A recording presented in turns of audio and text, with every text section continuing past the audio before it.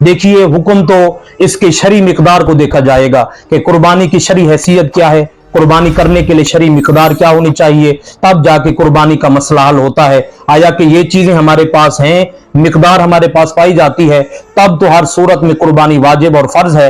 अगर ये मिकदार हमारे पास नहीं पाई जाती तो कुर्बानी का कोई मसला नहीं। अगर आपके पास मिकदार नहीं है तो कोई मसला नहीं, कोई हर्ज नहीं, आप कुर्बानी ना करें। सबसे पहले ये देखें कि कुर्बानी करने के लिए किस मिकदार की जरूरत होती है। किसी के पास 7.5 तोले सोना हो या 52.5 तोले चांदी हो या इसी की मिकदार यानी पैसे हो, तो इस सूरत में कुर्बानी करना जरूरी है, वाजिब है, फर्ज है। अगर इससे मिकदार थोड़ी है, यानी ना चांदी पाई जाती है ना सोना पाया जाता है, तो इस सूरत में कोई हर्ज नहीं, कुर्बानी ना करें। अगर ये मिकदार पाई जाती है तो हर सूरत में, क्योंकि इसका ताल्लुक महंगाई से वाकई है, महंगाई है तो हमारे पास माल नहीं है, घर में चलाने के लिए पैसे नहीं है, तो ये जरूरी है ये दोनों चीजें देखी जाएंगी। 52.5 तोले चांदी की मिकदार बना लें या 7.5 तोले सोना जो है इसकी मिकदार। सोना तो बहुत ज्यादा अब महंगा हो चुका है, वो लाखों की तादाद में है, लेकिन चांदी फिर भी देखी जाएगी, क्योंकि चांदी की जो तादाद मिकदार है, पैसे बनते हैं वो हजारों की तादाद में बनते हैं।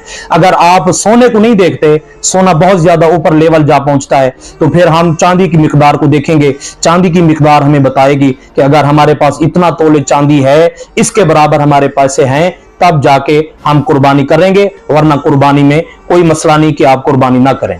बाकी महंगाई की वजह से हर्ज पड़ता है, क्योंकि महंगाई असल चीज होती है। अगर महंगाई ना हो, बंदा पैसे थोड़े थोड़े करके बचाता है, फिर बचाने के बाद फिर कुर्बानी की अल्लाह तबारक व तआला तौफीक अता फरमा देता है।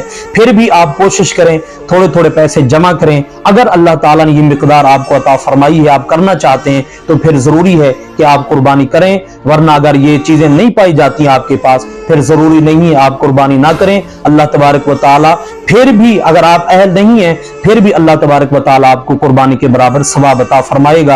आप ये बात याद रखिएगा, आप कर्ज लेकर कुर्बानी ना करें। कर्ज लेकर कुर्बानी करेंगे तो इसका फायदा नहीं होगा, क्योंकि बाद में आपने कर्ज दे नहीं सकना, तो इस वजह से कुर्बानी का आपको फायदा नहीं होगा। मैं दुआ करता हूँ आपने इस वीडियो को तवज्जो के साथ समाअत फरमाया है। सवाब की नियत से इस वीडियो को आगे जरूर शेयर फरमाइएगा, क्योंकि अगर आपके सदके से, आपके वसीले से किसी और का भला हो गया तो इंशाअल्लाह इसका सवाब मुझे भी होगा, आपको भी होगा।